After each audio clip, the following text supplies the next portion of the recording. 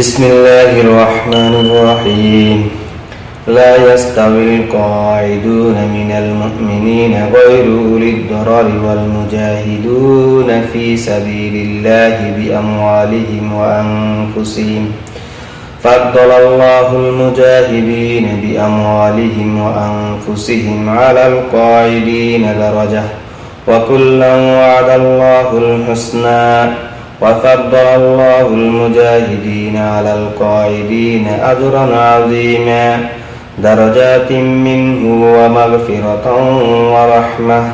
وكان الله غفورا رحيما إن الذين توفاهم الملائكة ظالمي أنفسهم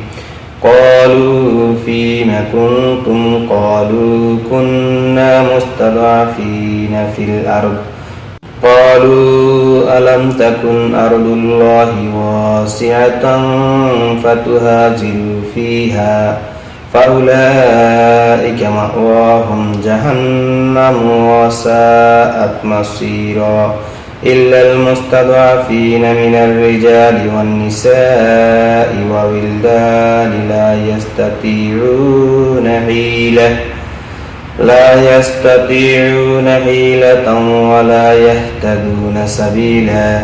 فأولئك عسى الله أن يعفو عنهم وكان الله عفوا غفورا ومن يهاجر في سبيل الله يجد في الأرض مراغما كثيرا وسعة ومن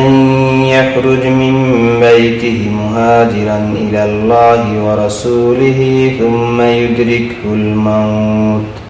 يدركه الموت فقد وقع أجره على الله وكان الله غفورا رحيما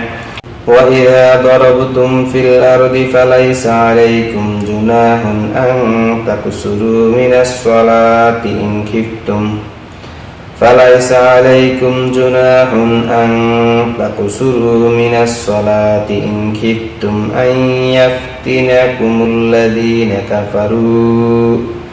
إن الكافرين كانوا لكم عدوا مبينا